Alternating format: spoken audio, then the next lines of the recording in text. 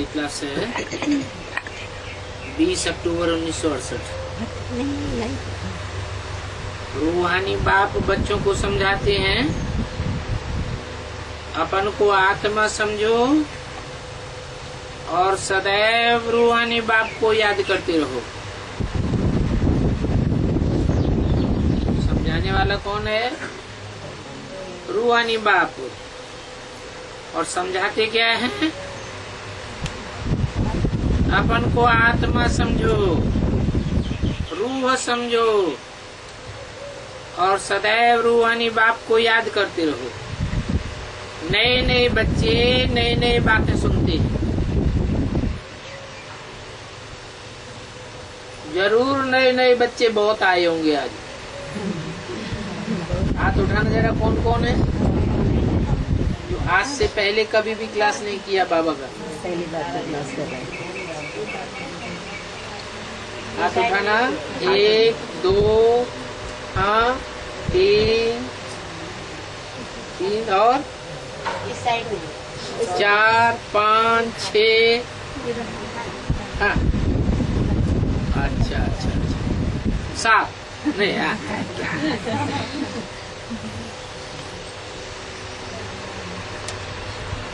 तो नए नए बच्चे नई नई बातें सुनते हैं और कहाँ भी ऐसे नहीं कहेंगे कि अपन को आत्मा समझ, आत्मा के बाप को याद करो।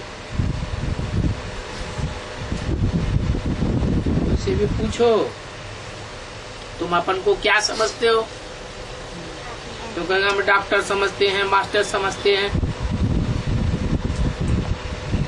हम ये हैं, हम वो हैं, इंजीनियर हैं, हम मिनिस्टर हैं, हम मजदूर हैं, यही समझते हैं। देह का कार्य व्यवहार बता देंगे। अब उनसे पूछो कि तुम सदैव यही थे क्या? सदैव कलेक्टर, मिनिस्टर, डॉक्टर थे क्या? पैदा हुए थे तब थे? तो तुम क्या हो सो तो बताओ। तो बता ही नहीं सकेंगे, कहेंगे हम बच्चा थे। अच्छा, जब बच्चा नहीं थे, माँ के गर्भ में थे, तब क्या थे? तब छोटा बच्चा था। अच्छा, उससे पहले क्या थे जब माँ के गर्भ में नहीं आए थे? तो कहते पता नहीं। अभी बाप बतलाते हैं कि तुम अजर अमर अविनाशी आत्मा हो। ऐसा कोई टाइम नहीं होता संसार में जब तुम नहीं होते। कोई भी रूप में हो, लेकिन तुम रहते जरूर हो, आत्मा हो। डॉक्टर हो तो भी डॉक्टर में आत्मा है, मास्टर हो तो भी मास्टर में आत्मा है, मजदूर हो तो भी आत्मा है, राजा हो तो भी आत्मा है। आत्मा कभी मरती नहीं है। आत्मा जो चोला धारण करती है, शरीर धारण करती है, वो शरीर मरता जीता है। एक शरीर छोड़ आत्मा दूसरा शरीर धारण करती है। तो यहाँ ये बात पहले पहले याद दिलाई जाती है, और कोई सत्संगों में ये बात याद नहीं दिलावेंगे। वेद का बाप हम आत्माओं को बैठ पढ़ाते हैं। वेद का मतलब क्या है? तो होते हद के बाप 2 4 8 10 15 20 25 बच्चों के बाप होंगे। अच्छा, क्राइस्ट को बेहद का बाप कहें या हद का बाप कहें? क्यों? वो तो 200 करोड़ क्रिश्चियंस का बाप है। आज दुनिया में 200 करोड़ क्रिश्चियंस क्राइस्ट को अपना धर्म पिता मानते हैं। तो बेहद का हुआ या हद का हुआ है? हद का ही हुआ। क्यों? क्योंकि मुसलमान, पारसी, यहूदी, बौद्धि, सिख, हिंदू तो उसको अपना धर्म पिता नहीं मानते, तो बेहद का बाप नहीं हुआ। और यहाँ समझाने वाला है वो बेहद का बाप जिसको क्राइस्ट भी मानता है फादर, गुरु नानक भी मानता है, बुद्ध भी मानता है, वो सबका फादर है। महान से महान धर्म पिताओं का भी फादर है, वो हमको पढ़ाते हैं। उनका नाम शिव है, उनकी बिंदी आत्मा का ही नाम शिव है। जैसे स्टार होता है ना, तो उनके स्टार का ही नाम शिव है, और हमारे शरीर का नाम पड़ता है। वो एक आत्मा ऐसी है जिसके शरीर का नाम नहीं है। हाँ, जब कोई शरीर में प्रवेश करते हैं तो नाम बदल जाता है। जैसे शंकर में प्रवेश करेंगे तो शिव शंकर भोलानाथ नाम पड़ जाता है। जैसे जैसे कर्म किए हैं कोई शरीर में प्रवेश करके, वैसा उनका नाम पड़ जाता है।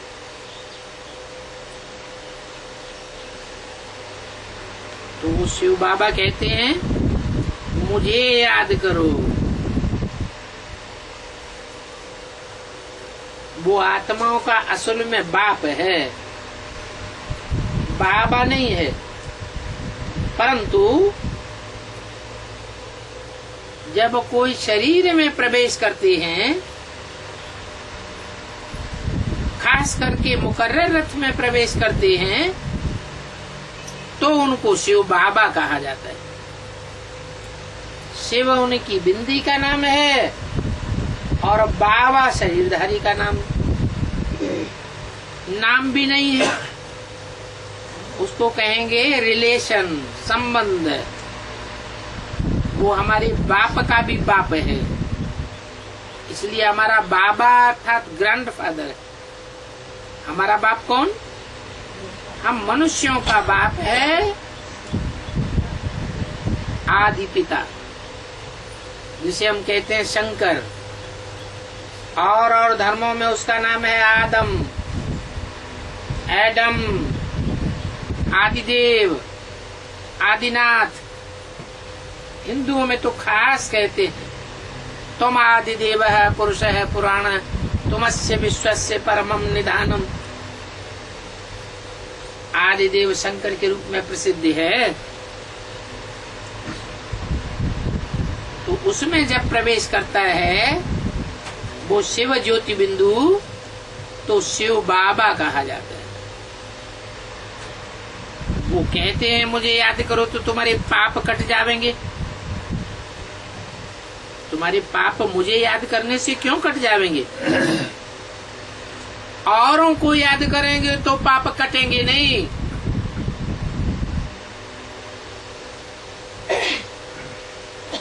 कोई के कटे हो तो बताओ। क्योंकि जितने भी देहधारी हैं, देह में जिनकी बुद्धि धरी रहती है, वो देह से पाप जरूर करते हैं। देह अभिमानी होते हैं। देह अभिमानी के कारण काम, क्रोध, लोभ, मोह, अहंकार, ये 5 विकार पैदा होते रहते हैं, तो पाप बनते रहते हैं। एक शिव बाप ही ऐसा है जो जन्म मरण के चक्र में नहीं आता है, गर्भ से जन्म नहीं लेता है, इस कारण उसके पाप बनते ही नहीं। और जन्म मरण के चक्र में न आने के कारण वो तीनों काल का ज्ञाता है। भूत, भविष्य, वर्तमान, तीनों काल उसकी नजर में सदैव रहते हैं। त्रिकालदर्शी है, तो पाप कर्म होने का सवाल ही नहीं। वो तो ज्ञान का सागर है, ज्ञान से तो पाप कटते हैं। और जब ज्ञान सागर खुद ही है तो पाप कहाँ से आवेंगे। तो ऐसे को याद करेंगे तो तुम्हारे भी पाप कट जावेंगे। परंतु शर्त है एक, उसको पहचान के याद करो। ऐसे नहीं किसी ने कह दिया ये शिव बाबा है और मान लिया शिव बाबा है, नहीं। तीसरे नेत्र को जागृत करो। जैसे शिव का तीसरा नेत्र प्रसिद्ध है, उसको कहते हैं शिव नेत्र, सदा शिव। शंकर को 3 नेत्र दिखाते हैं ना, तो 3 नेत्र में 2 नेत्र तो हमारे तुम्हारे जैसे हैं और तीसरा नेत्र है उनका शिव नेत्र। वो शिव नेत्र उन्होंने याद से जागृत किया। वो शिव नेत्र जब जागृत हो जाता है तो वो शंकर भी शिव समान बन जाता है, बच्चा भी बाप समान बन जाता है। इसलिए वो पहला संसार में ऐसा एक बच्चा है जिसका नाम शिव के साथ जोड़ा जाता है। 33 करोड़ देवताएं गाए जाते हैं, कोई देवता है जिसका नाम शिव के साथ जोड़ा जाता हो? कृष्ण का नाम जोड़ते हैं, राम का नाम नहीं जोड़ेंगे, गणेश का नाम नहीं जोड़ेंगे, हनुमान का नाम नहीं जोड़ेंगे, कोई देवता का नाम नहीं जोड़ेंगे।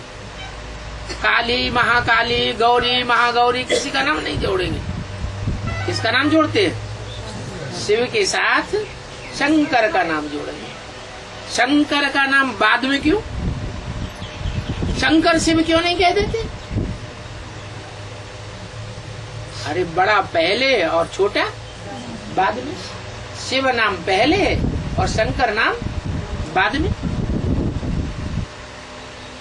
शिवरात्रि बनावेंगे या शंकर रात्रि मनावेंगे? महाशिवरात्रि मनाते हैं। इसका मतलब है जब संसार में घोर अज्ञान की रात्रि फैल जाती है तब शिव इस सृष्टि पर आकर के उस घोर अज्ञान को दूर करके सत्युग रूपी सवेरा लाते। चारों तरफ उजेला ही उजेला, रोशनी ही रोशनी हो जाती है। तो कहते हैं मुझे याद करोगे तो तुम्हारे पाप कट जाएंगे।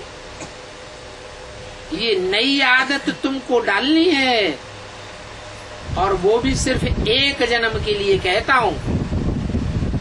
हर जन्म में मुझे याद करो वो तो मैं कहूंगा ही नहीं।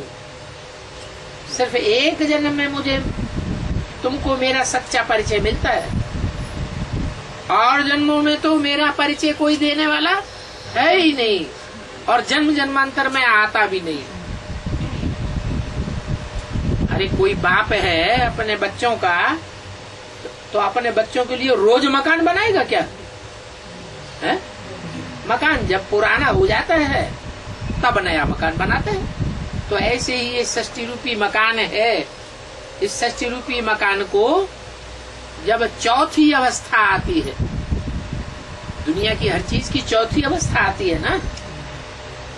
जैसे आदमी है, पहले बचपन में कितना सतो प्रधान, कितना प्यारा लगता है, फिर बड़ा होता है, दूसरी शैशव अवस्था आती है, फिर जवानी आती है, कितना परेशान दुखी होने लगता है, फिर बुढ़ापा आता है, कोई पूछता ही नहीं दुनिया में, सब दूर दूर दूर दूर दूर रहना चाहते हैं। तो तमो प्रधान स्टेज आ जाती है। तमो प्रधान स्टेज खुद को भी दुख देती है और दूसरों को भी दुख देती है। तो ऐसे ये सृष्टि भी 4 अवस्थाओं से पसार होती है। सतो प्रधान सतयुग, सतो सामान्य त्रेता, रजो प्रधान द्वापर और तमो प्रधान कलयुग। ये कलयुग है महापाप का युग।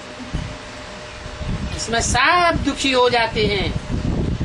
कोई धर्म ऐसा नहीं रहता जिसका बच्चा ये कहे कि मैं बहुत सुखी हूँ, तन से, मन से, धन से, समय से, संपर्क से, संबंधियों से सदा सुखी हूँ, ऐसा दुनिया में कोई नहीं कहता।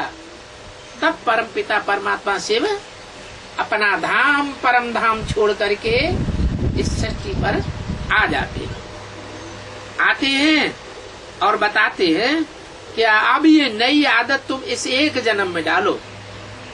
क्या नई आदत? अपन को आत्मा बिंदु समझ, ज्योति बिंदु आत्मा समझो कि मैं प्रकृति के मध्य में चमकता हुआ एक सितारा हूँ, और मुझ बाप को याद करो जो बिंदु बिंदु आत्माओं का बाप है। इसको योगाग्नि कहा जाता है। क्या कहा जाता है? योग की अग्नि है। जैसे अग्नि में कोई भी चीज डालो तो भस्म हो जाएगी, अथवा तो शुद्ध हो जाएगी। कच्चा पक्का सोना डाल दो, खाद वाला सोना डाल दो, जिस सोने में लोहा तांबा मिला हुआ वो डाल दो, तो अग्नि में डालने से उसकी सारी खाद निकल जाएगी, सच्चा सोना रह जाएगा और खाद भस्म हो जाएगी। तो ये तुम्हारी आत्मा के लिए योगाग्नि है। वर्ल्ड की हिस्ट्री ज्योग्राफी रिपीट कहते हैं, तो उनका ड्यूरेशन का पूरा पता होना चाहिए। अर्थात मैं सतयुग में भी नहीं आता हूँ, त्रेता में भी नहीं आता हूँ, द्वापर में भी नहीं आता हूँ, कलयुग अंत तक भी नहीं आता हूँ। जब सतयुग शुरू होना होता है और कलयुग का बिल्कुल अंत, तब अंतिम 100 वर्षों में मैं आता हूँ। उसका नाम है पुरुषोत्तम संगम युग। तो पुरुषोत्तम संगम युग में आकर मैं तुम आत्माओं को, जिन्होंने नर चोला धारण किया हुआ है, नारी का चोला धारण किया हुआ है, उनको लक्ष्य देता हूँ कि नर से नारायण बनो और नारी से लक्ष्मी बनो। ये गीता का ज्ञान मैं आकर के तुमको देता हूँ। भारत का प्राचीन राजयोग जिससे स्वर्ग की स्थापना होती है, उस राजयोग का किसी को भी पता नहीं है। शास्त्रों में कितने बड़े बड़े गपोड़े लगाए दिए, कह देते हैं कि कल्प की आयु, चतुर्युगी की आयु लाखों वर्ष है। अब लाखों वर्ष आयु होती है तो उसका हिसाब किताब भी कोई बता ही नहीं सकता, कोई पूछेगा भी नहीं। बाप कहते हैं कि सृष्टि की आयु लाखों वर्ष नहीं है, मनुष्य के पास 2500 वर्ष की हिस्ट्री है, जिसकी तिथि तारीख मिलती है।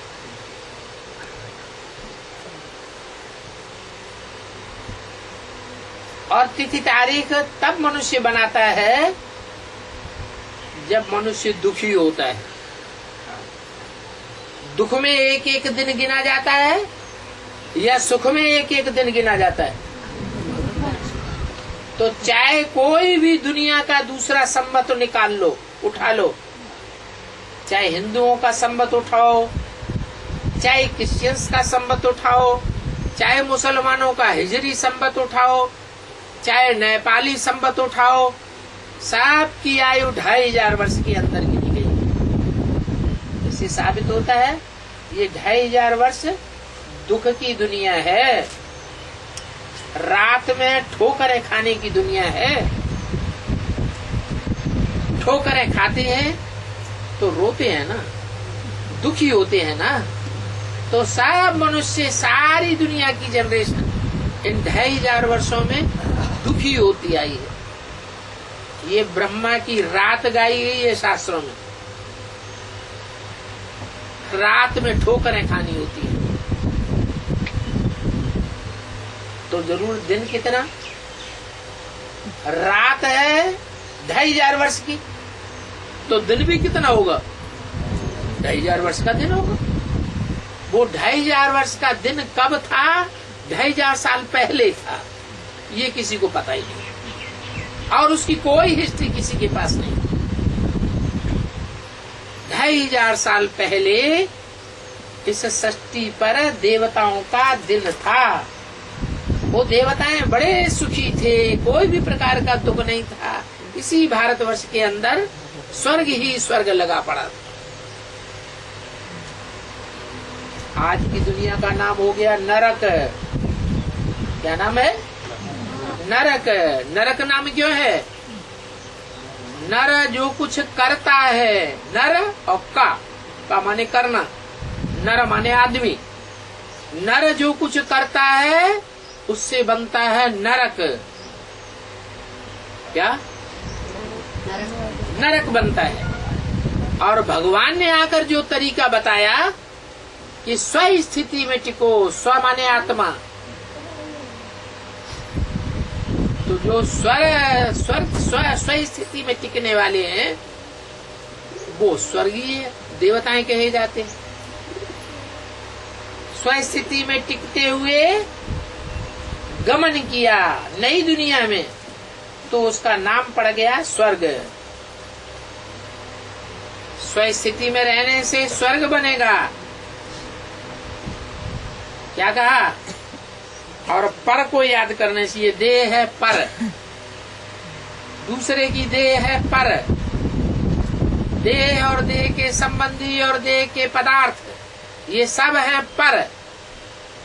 इनको याद करने से नरक में जाते रहेंगे, नरक का भोग करते रहेंगे, नरक याद आता रहेगा, नरक में दुखी होते रहेंगे। तो बाप कहते हैं अब मैं सदा स्व स्थिति में रहने वाला तुम बच्चों के सन्मुख आया हुआ हूं। तुम तो जन्म मरण के चक्र में आते हो, जन्म जन्मांतर देह के पकड़ में आ जाते हो, 5 तत्वों की पकड़ में आ जाते हो, पर चिंतन में आ जाते हो, पर की गिरफ्त में आ जाते हो। मैं कभी भी पर चिंतन में नहीं आता हूं, मैं सदैव स्वचिंतन में रहने वाला हूं।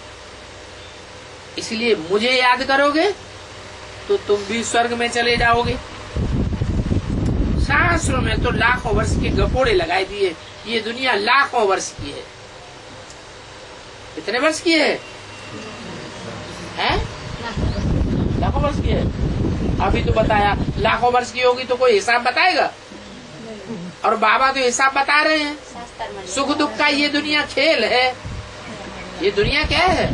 सुख दुख का खेल है। उसमें आधा समय सुख है और आधा समय दुख है। सतयुग त्रेता ये है सुख की दुनिया 2500 साल, और द्वापर कलयुग ये है दुख की दुनिया 2500 साल। 2500 साल दुख की दुनिया की तवारीखें संबत वगैरह मनुष्यों के मिल रहे हैं। और जो सुख की दुनिया है उसका कोई भी संबत किसी के पास नहीं है। वो भगवान ही आकर के बताता है कि वो सतयुग और वो त्रेता की दुनिया वो मैंने आकर के रखी। वो है रामकृष्ण की दुनिया, वहां देवताएं रहती। तो बाप आकर समझाते हैं, मीठे मीठे बच्चों, ये पुरानी तमो प्रधान दुनिया है। क्या बाप को समझाना क्यों पड़ता है?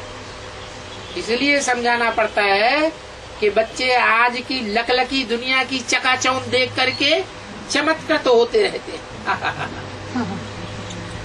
कैसी कार आई?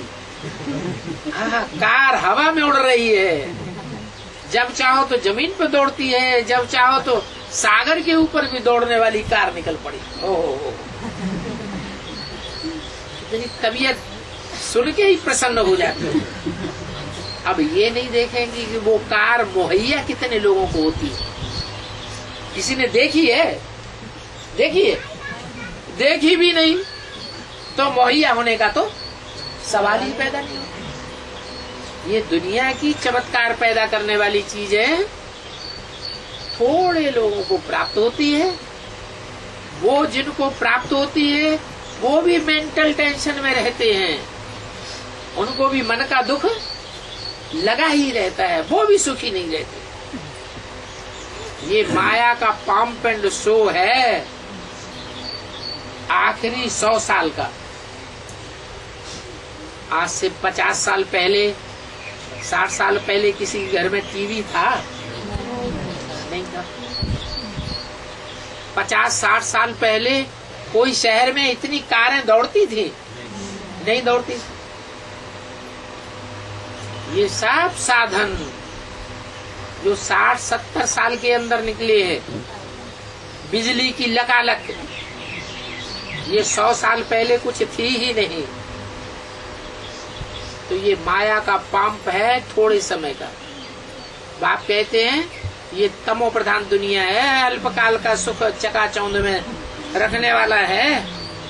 इसको नाम ही है कलयुग। आज सब कुछ है, कल कुछ भी नहीं रहेगा। क्यों? क्योंकि एटम बम बनाए रखे हैं। ये दुनिया बारूद के ढेर के ऊपर बैठी हुई है। जैसे रेत का ढेर हो और उसके ऊपर कोई किला बना के खड़ा कर दे तो टिकाऊ होगा? आंधी आएगी, सारा रेत उड़ा ले जाएगी और किला धराशायी रह जाएगा। तो ऐसे ही ये सारी दुनिया बारूद के ढेर के ऊपर बैठी हुई। ये कलयुग का अंत है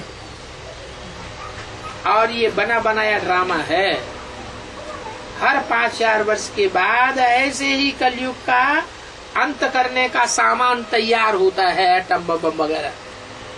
और सारी दुनिया हर 5000 वर्ष के बाद खलास होती है और नई दुनिया आती है। तो इस बने बनाए खेल को रंग भी नहीं कहेंगे। ईश्वरीय रचना एक्यूरेट है। पुरानी दुनिया भी है और नई दुनिया भी है। बाप ने बताया है ये पुरानी दुनिया और नई दुनिया का 5000 वर्ष का खेल है। मनुष्य तो बेचारे घोर अंधियारे में पड़े हुए हैं। कहते हैं सतयुग लाखों वर्ष का है, कलयुग अभी 40,000 वर्ष पड़ा हुआ है। कलयुग तो अभी बच्चा है, 5000 वर्ष पूरे हुए हैं। बाप कहते हैं ये सब घोर अंधियारे में पड़े हुए। ये भी शास्त्रों में गायन है कि कुंभकर्ण की नींद में सोए पड़े थे जबकि बाप आए थे। ये कौन से शास्त्र की बात है? गीता में। कुंभकर्ण की नींद में कब सोए पड़े थे? रामायण में ये बात आई है कि रावण कुंभकर्ण संप्रदाय जितने भी थे, जब राम भगवान आए तो उस समय वो हमारे अहंकार के कुंभकर्ण की नींद में सोए पड़े थे।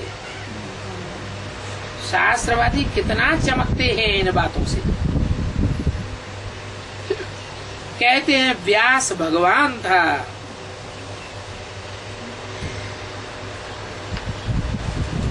अब अगर व्यास ही भगवान था तो एक भगवान को ही मानो ना।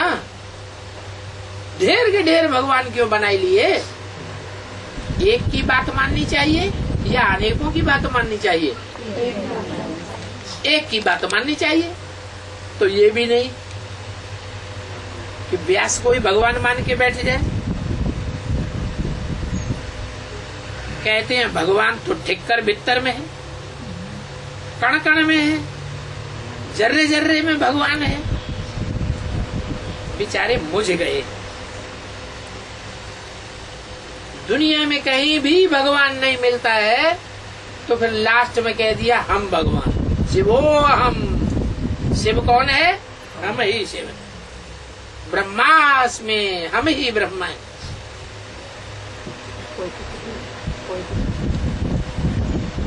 कितनी मुझ फैलाई दी है। अभी बाप आकर बच्चों को समझाते हैं ये खेल 5000 वर्ष का है। क्या समझाने वाला कौन है?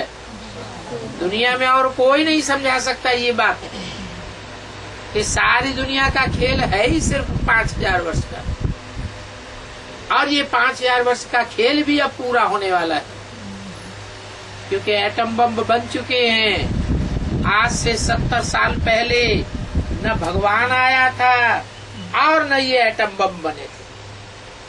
70 साल के अंदर ही एटम बम का नाम निशान शुरू हुआ, और एटम बम के नाम निशान के शुरू होने के साथ ही साथ भगवान भी इस सृष्टि पर आ गया। काहे के लिए आ गया? एक तरफ पुरानी दुनिया खलास करने के लिए और दूसरी तरफ नई दुनिया बनाने के लिए।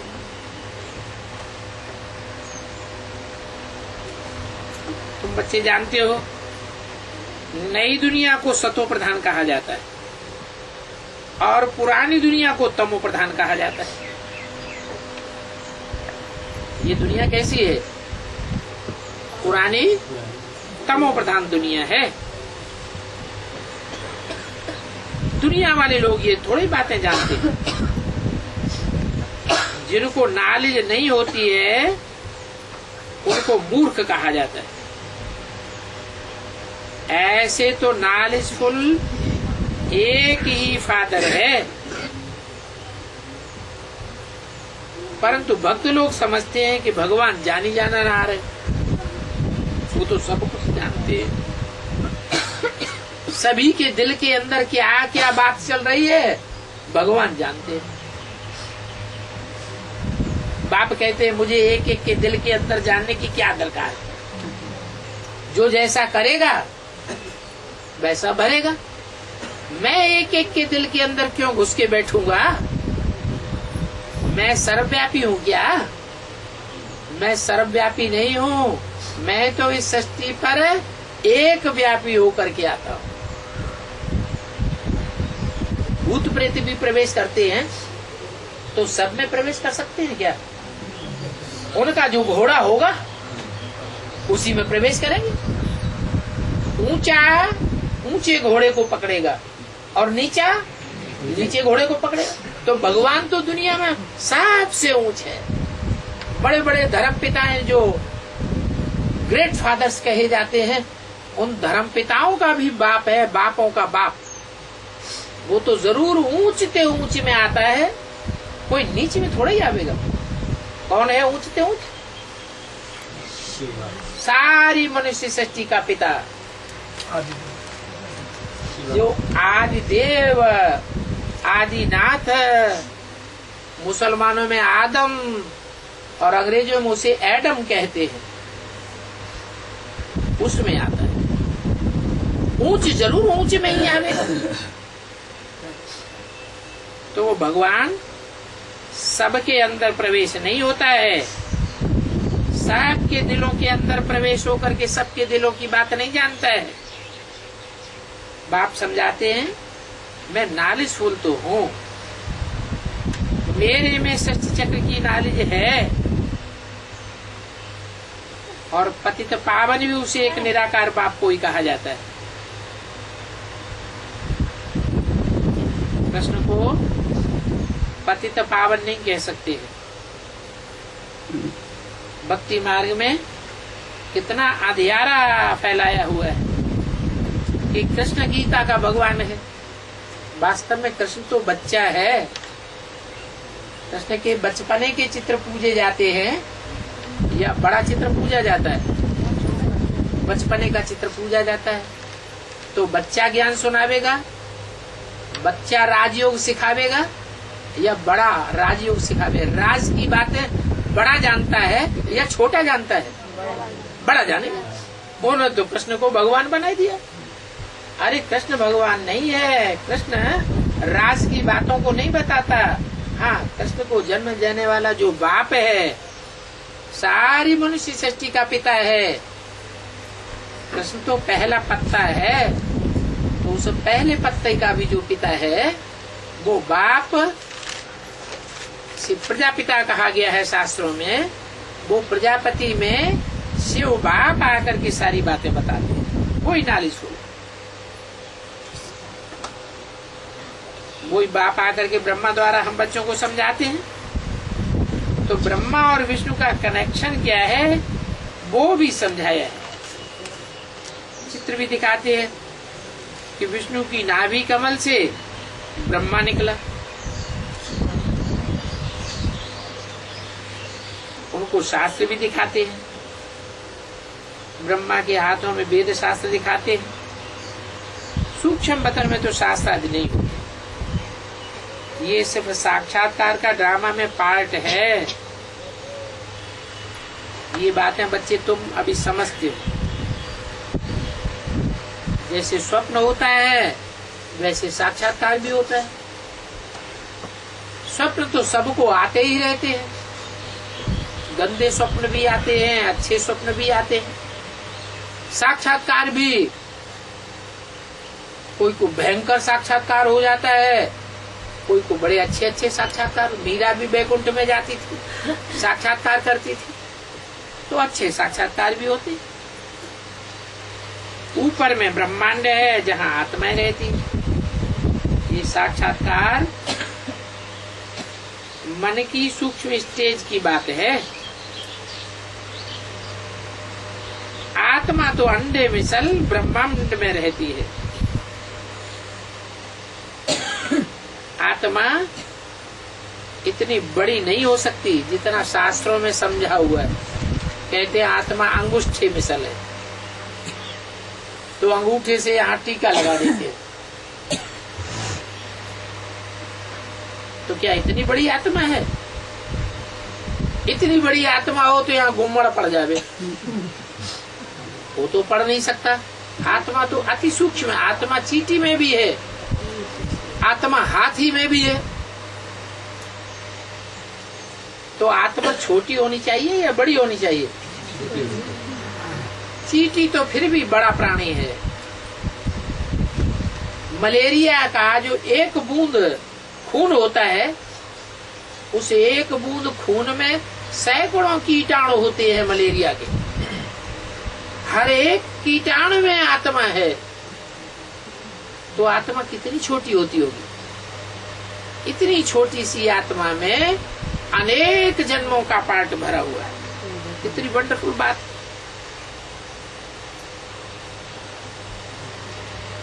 तो आत्मा इतनी बड़ी नहीं हो सकती। बाबा है परमपिता परमात्मा।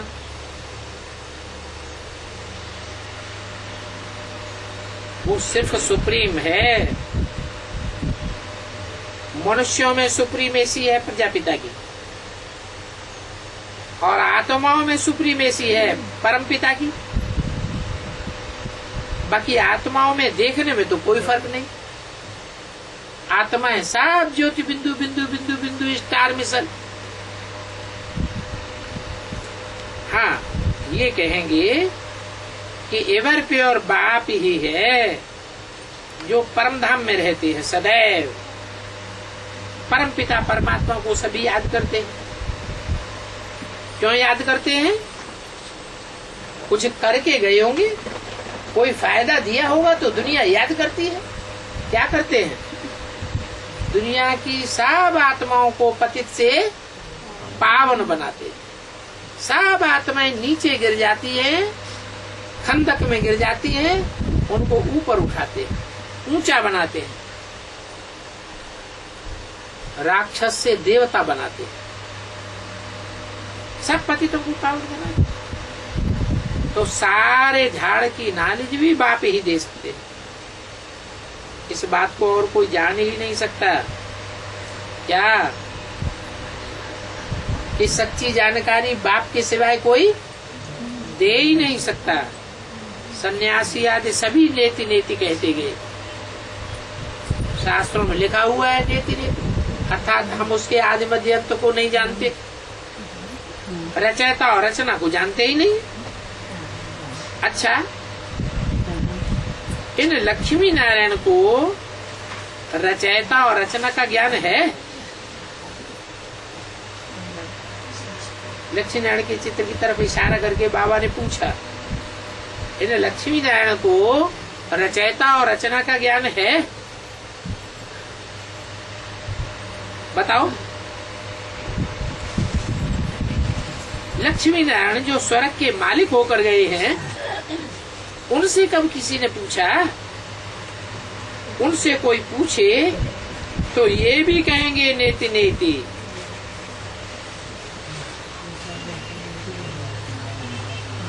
नेति नेति कौन से लक्ष्मी नारायण कहेंगे? सतयुग के या संगम युग के?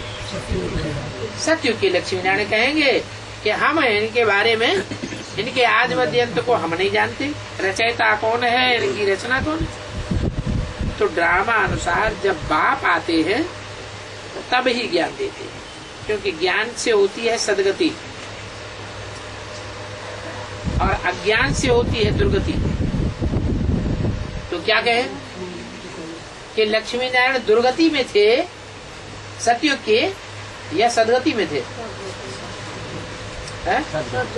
सदगति में थे, तो उनको ज्ञान होना चाहिए ना। लक्ष्मी नारायण को ज्ञान होना चाहिए ना रचयिता और रचना का।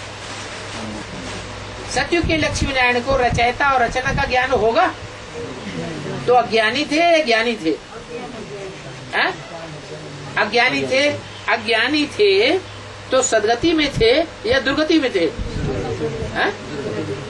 अभी कह रहे सदगति में, अभी कह रहे दुर्गति में। सदगति में थे, उनको तो ज्ञान ही नहीं था। रचयिता और रचना का ज्ञान ही नहीं था, तो सदगति में कैसे हुए? लक्ष्मी नारायण बन तो गए, वो तो ठीक है, देवता बन गए, उन देवताओं की आज पूजा भी करते हैं लोग, लेकिन वो सदगति में थे या दुर्गति में थे? सदगति में थे, नीचे नहीं गिरते थे।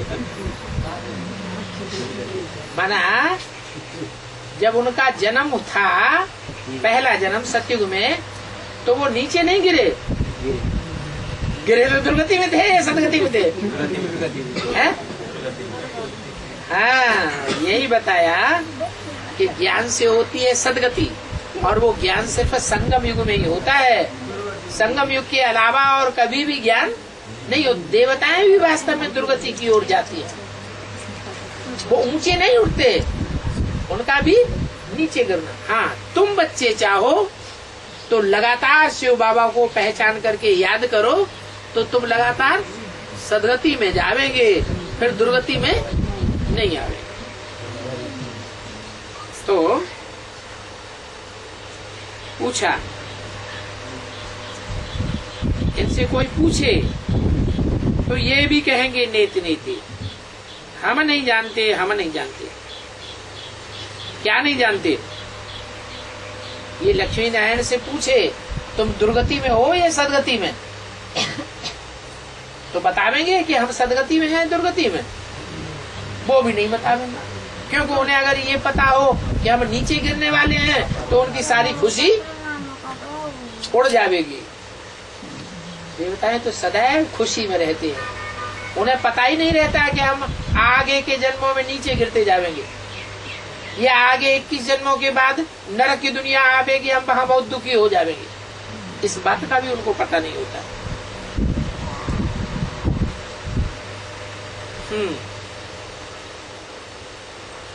तो लक्ष्मी नारायण जो स्वर्ग के मालिक होकर के गए हैं, उनसे कभी कोई ने पूछा भी नहीं। बाप ही आकर ज्ञान देते, संगम पर आकर ज्ञान देते हैं और सबकी सदगति करते हैं। पढ़ाई से सदगति होती है, इसमें नंबरवार पढ़ने वाले हैं। ये बेहद की पढ़ाई है, जिससे गति, सदगति, मुक्ति, जीवन मुक्ति होगी। बाकी लाखों वर्ष की बात नहीं है। तुम कितना समझाते हो, तुम जितनों को समझाते हो, तुम्हारी प्रजा बनती जाती है। क्या? जितनों को तुम समझाते हो और वो एक बार कान हिलाएं कि बात ठीक है, तो क्या बन गई? तुम्हारी प्रजा बन जाती। बाकी गायन है, कोर्टों में कोई मुझे जानते, और जानने वाले कोर्टों में कोई मुझे प्राप्त करते हैं। 400-500 करोड़ की कोर्ट है, सभी तो नहीं जानते हैं। सतयुग आदि में है देवताएं, बाकी सतयुग आदि के देवताएं कहाँ गए, ये ख्याल में कोई को आता ही नहीं है। किनकी बुद्धि में 40,000 वर्ष बाद बाप आवेंगे, ये बैठा हुआ है। अभी तुम समझाते हो, तुम श्रीमत पर योग बल से अपनी राजधानी स्थापन कर रहे हो। सतयुग में लक्ष्मी नारायण का राज्य था, अभी इन्होंने किससे जीता ये राज्य? दिखाते हैं असुरों और देवताओं की लड़ाई लगी, परंतु वास्तव में लड़ाई की तो बात ही नहीं है। ये पद तो पढ़ाई से मिलता है। भगवान आकर लड़ाई लड़ना नहीं सिखाते, पत्थर बुद्धि बन गए। गीता में क्या लिख दिया है कि भगवान ने आकर महाभारत लड़ाई करवाई। अब भगवान आकर लड़ाई लड़ाएगा? कोई बाप अपने बच्चों से लड़ाई लड़वाता है क्या? इसलिए मैं आकर के समझाता हूं, कहाँ वो स्वर्ग की खुशी और कहाँ ये नरक का दुख। सतयुग को कहा जाता है सुखधाम। तुम समझते हो 5,000 वर्ष पहले हम सुखधाम में थे, कितना रात दिन का फर्क है। तो ऐसे नहीं कहना कि हम शास्त्रों को नहीं मानते हैं, ऐसे तुम कहेंगे तो बिगड़ पड़ेंगे। बोलो, हम तो 63 जन्म शास्त्र पढ़े हैं, हम शास्त्र को क्यों नहीं मानेंगे? तुमको थोड़ा ही पता है कि शास्त्र कब से शुरू हुए। हमको तो पता है ये शास्त्रों की शुरुआत कब से हुई, ये लिखा पट्टी कब से शुरुआत की, ये हिस्ट्री ज्योग्राफी कब से बनी। ये 2,500 वर्ष की हिस्ट्री है। पहले नंबर की है गीता माई बाप, बाकी सब हैं उनकी रचना, बाल बच्चे। चाहे कुरान हो, चाहे बाइबल हो, चाहे धम्मपद हो, चाहे गुरु ग्रंथ साहब हो, ये सब गीता के बाल बच्चे। अभी तुम्हारी युद्ध है 5 विकारों रूपी रावण से। तुमको अहिंसक देवी देवता धर्म का कहेंगे। 20 अक्टूबर 68 की वाणी का दूसरा पेज। तुम डबल अहिंसक बन जाते हो। क्या डबल अहिंसक कैसे? न तो खून खराबे की हिंसा करते हो और न काम विकार की, क्रोध विकार की हिंसा करते हो। कड़ी थी कड़ी की हिंसा है काम विकार की। गांधी भी गाते थे पतित पावन सीताराम। सभी भक्त हैं एक भगवान जो सभी को श्रृंगारने आते हैं, बाप बच्चों को बैठ पढ़ाते हैं। ऐसे नहीं कि वो हमारे दिल के अंदर को जानते हैं, हमारे दिल के अंदर घुसे बैठे हैं। ऐसे नहीं कि वो ही सुख दुख देते हैं। लोग क्या समझते हैं, भगवान ही सुख देता है और भगवान ही दुख देता है। अरे भगवान पढ़ाई पढ़ाता है या सुख दुख देता है? पढ़ाई पढ़ाता है। ऐसा करोगे तो सुख मिलेगा, वैसा करोगे तो दुख मिलेगा। भगवान सुख दुख देता है क्या? नहीं, अपने अपने कर्मों से हर आत्मा सुख और दुख भोगती है। जो समझते हैं कि भगवान ही सुख दुख देते हैं वो है महामूर्ख। क्या अभी ऐसे कोई कहे तो मानना नहीं, समझाना क्या कि भगवान सुख और दुख नहीं देता। भगवान अगर दुख देवे तो उसका पाप बन जाएगा कि नहीं है? फिर भगवान को पापात्मा कोई कहता है? भगवान को तो कहेंगे परमात्मा, पापात्मा तो कोई नहीं कहता। तो देखो, पहला पॉइंट जो सर्वव्यापी का है उसने कितना घाटा डाल दिया है कि मैं सब के अंदर आता हूं, मैं सब में प्रवेश हूं, सब के दिलों को जानता हूं। नहीं, ये भूल भी ड्रामा में नूंद है, फिर भी ये भूल होगी। आधा कल्प भक्ति जिंदाबाद, फिर आधा कल्प ज्ञान जिंदाबाद। क्या? जब ज्ञान जिंदाबाद होता है तो कौन से युग कहे जाते हैं? सतयुग।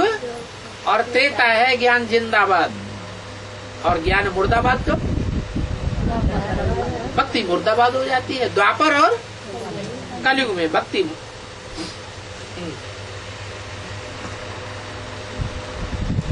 भक्ति जिंदाबाद हो जाती है, आधा कल्प ज्ञान जिंदाबाद हो जाता है।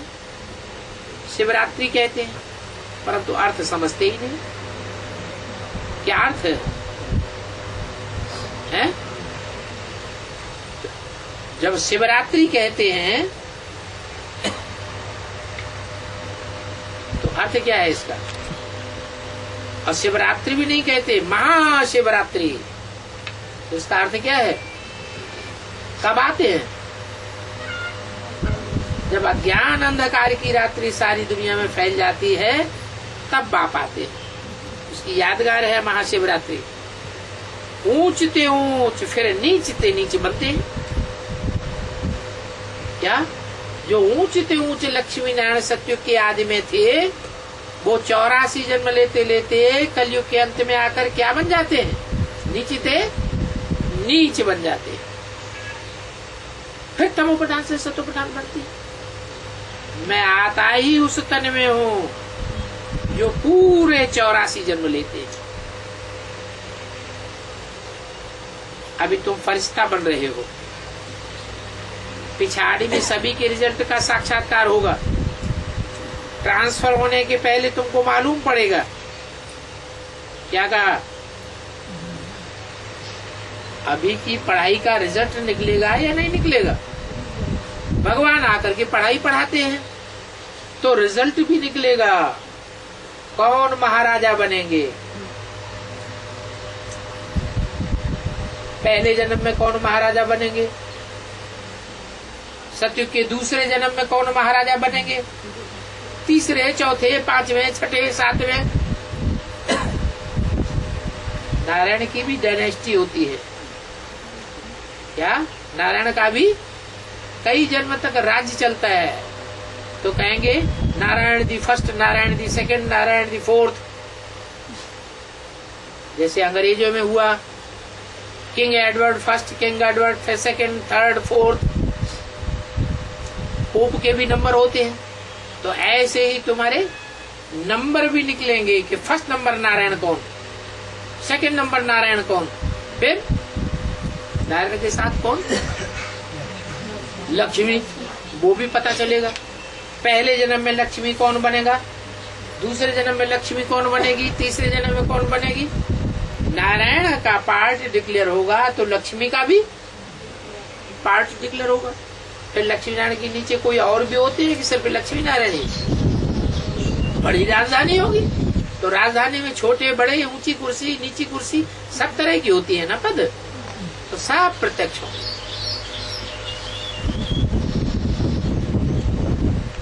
अष्ट देवताएं कितने गाए जाते हैं?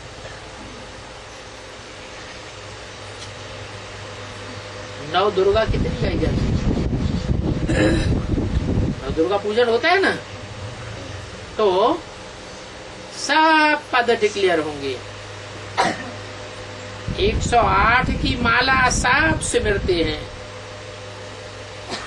हिंदू भी सिमरते, मुस्लिम भी सिमरते, बौद्धि, पारसी, मुसलमान भी माला सिमरते हैं। ये माला में पद हैं, पहला मणका, दूसरा मणका, तीसरा मणका, चौथा, पांचवा, आठवां, 10वां, 12वां, ये सब पद हैं आत्मा के। जिसने जैसी पढ़ाई पढ़ी उतना ऊंचा उसका पद बन जाता है। अरे भगवान आकर के पढ़ाई पढ़ाएगा तो रिजल्ट नहीं निकलेगा क्या? रिजल्ट भी निकलता है। तो इन्हों की राजधानी थी, रामचंद्र की भी त्रेता में राजधानी थी। सतयुग में 8 जन्म, तो 8 जन्मों में 8 नारायण। त्रेता में 13 जन्म, तो 13 जन्मों में कितने राम होंगे? 13 राम की गद्दियां चलेंगी। तुम जानते हो संगम पर राजधानी स्थापन होती है। तुम सभी हो अडॉप्टेड बच्चे, ब्राह्मणों द्वारा ही बाप स्थापना करते हैं। तो तुम ब्राह्मण हो चोटी। क्या कहा? नीची कोटि के ब्राह्मण नहीं हो। कैसे ब्राह्मण हो? चोटी के ब्राह्मण। चोटी माने अच्छा, जैसे पहाड़ की चोटी होती है। तुम ब्राह्मणों में ही इस चोटी की यादगार है। दुनिया की सबसे ऊंची से ऊंची चोटी कहाँ है? हाँ, वो कौन से देश में है? नेपाल में। नेपाल में ही वो चोटी है। तो नंबर ले लो चोटी का। क्या नाम है? एवरेस्ट। एवरेस्ट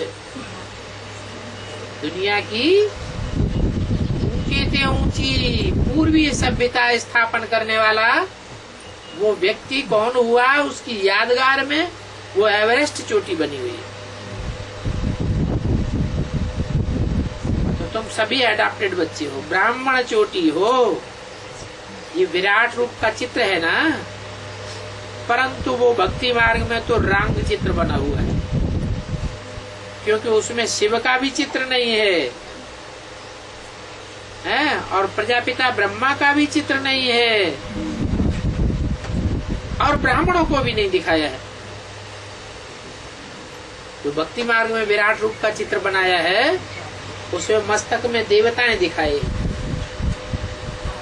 भुजाओं में और पेट में, भुजाओं में और छाती में क्षत्रिय दिखाए हैं, पेट और जंघाओं में वैश्य दिखाए हैं, और पांव में शूद्र दिखाए हैं। लेकिन ब्राह्मणों को नहीं दिखाया है।